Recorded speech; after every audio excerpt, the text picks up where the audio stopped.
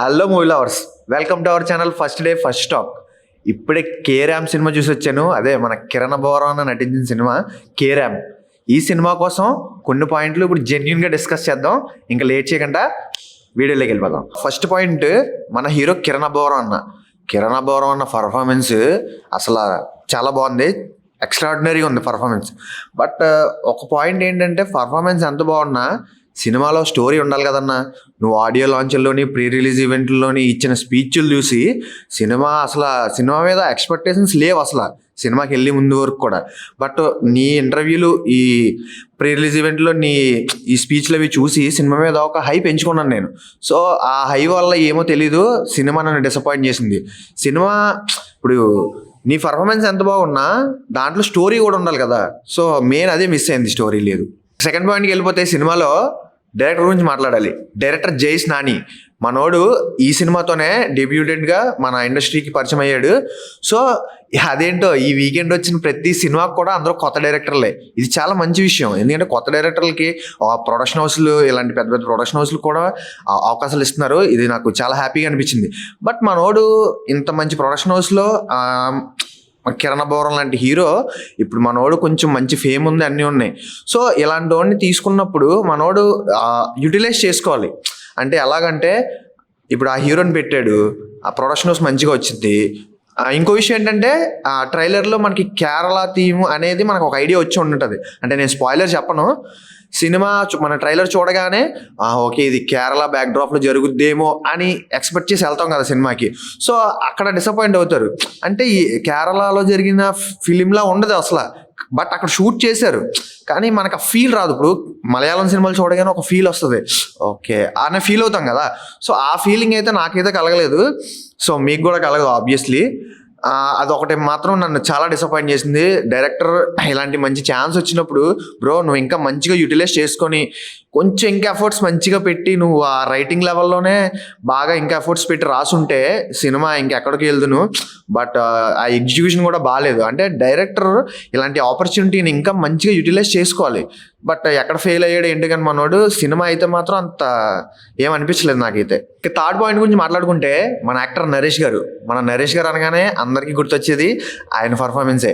ఆయన యాక్టింగ్ అంత బాగా చేస్తాడు.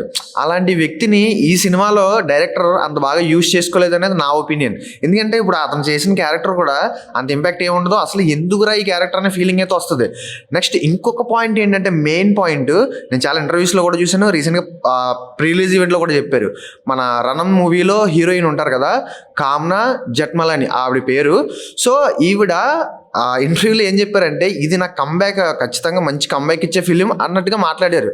బట్ ఆవిడ క్యారెక్టరైజేషన్ అసలు ఏం లేదు బ్రో సినిమాలో. ఆవిడ కనీసం అంతలా స్ట్రాంగ్గా చెప్పిందంటే నేను ఓకే గట్టిగా ఉంటుందేమో. అంటే ఇప్పుడు ఎగ్జాంపుల్ ఎట్లా అంటే, ఇప్పుడు సలార్ సినిమా తీసుకోవచ్చు ఎగ్జాంపుల్గా. సలార్ సినిమాలో శ్రేయారెడ్డి గారు ఉన్నారు, అది కంబ్యాక్. అంటే ఆవిడ చాలా ఇయర్స్ తర్వాత మళ్ళీ సలార్తో వచ్చారు, మంచి బ్లాక్ బాస్టర్ కొట్టారు. That is the perfect comeback. Next ఇంకొకటి తీసుకోవచ్చు, జైలర్లో విలన్ క్యారెక్టర్ చేశారు ఆయన కూడా చాలా ఇయర్స్ తర్వాత మళ్ళీ వచ్చి జైలర్తో సరైన హిట్ కొట్టారు. సో ఇవి కంబ్యాక్స్తో ఇలా ఉండాలి కంబ్యాక్స్ అంటే. సో ఈ కామ్నా జట్మలాని గారు ఆ ఇంటర్వ్యూలో చెప్పినట్టు అంత ఇదైతే అసలు కంబ్యాకే కాదు, ఏదో రోల్ ఉండాలి.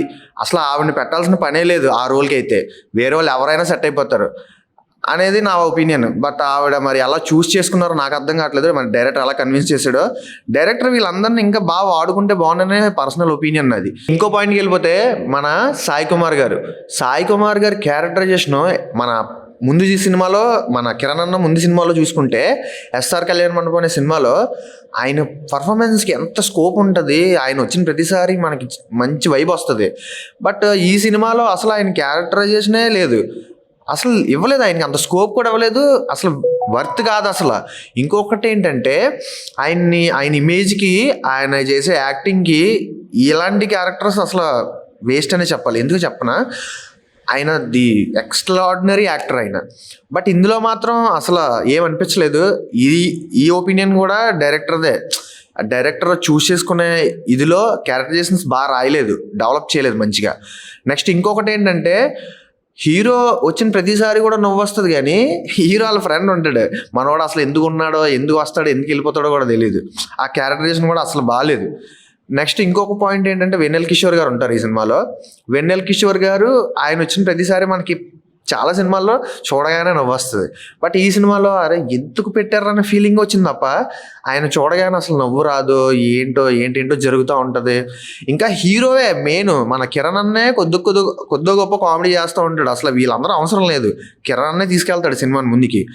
బట్ మరి ఎందుకు వీళ్ళని పెట్టారో నాకైతే అర్థం కాలేదు. ఇది కూడా చాలా డిసప్పాయింట్ చేసిందండి బాగా. నెక్స్ట్ పాయింట్ ఏంటంటే హీరోయిన్ గురించి మాట్లాడుకుంటే హీరోయిన్ పర్ఫార్మెన్స్ కూడా చాలా బాగుంది. యాక్టింగ్ అంతా ఓకే చూడొచ్చు. బట్ చూడగానే ఇప్పుడు హీరోయిన్ చూడగానే మనందరికీ ఎలా ఉంటుంది, అరే కనెక్టింగ్ అనే ఫీలింగ్ ఉంటుంది కదా, ఆ ఫీలింగ్ అయితే రాదు భయ్య. అక్కడ కూడా డైరెక్టర్ డిసప్పాయింట్ చేశాడు. అదేంటో నాకు అర్థం కాలేదు. ఇప్పుడు ఒక హీరోయిన్ చూడగానే మనం ఎంత కనెక్ట్ అవుతాం, ఆ కనెక్ట్ అయ్యే ఫీలింగ్ కూడా రాదు అసలు. అది ఏమో అర్థం కాలేదు నాకు కూడా. హీరోయిన్ పర్ఫార్మెన్స్ కూడా ఓకే ఏదో ఉంది అంతే తప్ప సినిమాలో అంత హై ఇచ్చే వైబ్ లేదు సినిమాలో మెయిన్. ఇప్పుడు మనం ఎలాంటి సినిమాలకి ఎందుకు వెళ్తాం, ఆ డైలాగ్స్, ఆ ట్రైలర్లో ఉన్న డైలాగ్స్, ఆ పంచెస్ అన్నీ చూసి ఇది మంచి వైబ్ ఇచ్చే మూవీ అనుకున్నాను నేను. బట్ అంత వైబ్ అయితే సినిమాలో లేదు. నెక్స్ట్ పాయింట్కి వెళ్ళిపోతే మ్యూజిక్. చైతన్య భరద్వాజ్ గారు ఆయన మ్యూజిక్ మన ప్రీవియస్లో చూసుకుంటే చాలా సినిమాల్లో చాలా బాగుంటుంది. ఆయన సాంగ్స్ కానీ అన్నీ బాగుంటాయి. ఇందులో కూడా బ్యాక్గ్రౌండ్ స్కోర్ అది చాలా బాగుంది.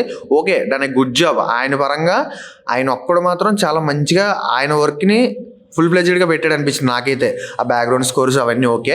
నెక్స్ట్ ఇంకో పాయింట్ ఏంటంటే సినిమాటోగ్రఫీ చాలా గ్రాండియర్గా ఉంటుంది భయ్య. ప్రొడక్షన్ మాత్రం చాలా హెవీగా పెట్టారు ప్రొడక్షన్ వాళ్ళు. ఆ ప్రొడక్షన్ వాల్యూస్ అయితే ఖచ్చితంగా కనిపిస్తాయి మనకి. ఆ కేరళలో తీసిన ప్రతి సీన్ కూడా చాలా అద్భుతంగా చూపించారు. బట్ ఏంటో ఆ కేరళలో తీసానన్నారు కానీ ఆ ఫీల్ అయితే మనం ఫీల్ అవ్వలేకపోతాం. అదే ఇక్కడ వచ్చిన పెద్ద మైనస్ ఏంటంటే ఇది ఫ్రెండ్స్. ఈ కే ర్యాంప్ అనే సినిమా గురించి నా జెన్యూన్ ఒపీనియన్ అయితే, కే ర్యాంప్ అనే సినిమా ఈసారి అయితే ఎందుకో ర్యాంప్ ఆడించలేకపోయిందని నేనైతే ఫీల్ అవుతున్నాను. బట్ మీకు టైం ఉంది, నేను వెళ్ళి సరదాగా చిల్ అవ్వాలి, ఒక మంచి ఫన్ మూవీ చూడాలి అని అనుకుంటే ఈ వీకెండ్ వెళ్ళి చూసేయండి. నాకైతే ఓకే అనిపించింది తప్ప అంత వైబ్ ఇవ్వలేకపోయింది. అంటే నేను ఇక్కడ మిస్టేక్ ఏంటంటే నేను ఎక్కువ ఎక్స్పెక్టేషన్స్ పెట్టుకోవడం వల్ల నేను అంత చిల్ అవ్వలేకపోయాను మూవీ వల్ల. సో నార్మల్గా ఏ ఎక్స్పెక్టేషన్స్ లేకుండా వెళ్ళి చూడండి, మీకు డెఫినెట్గా నచ్చుతుందని అని అనుకుంటున్నాను. సో ఇది ఫ్రెండ్స్ ఈ కే ర్యాంప్ గురించి నా జెన్యూన్ ఒపీనియన్. మీరు సినిమా చూసి మీకు ఎలా అనిపించిందో కింద కామెంట్ చేయడం మర్చిపోకండి. మళ్ళీ ఇంకో వీడియోతో మళ్ళీ కలుద్దాం. బాయ్.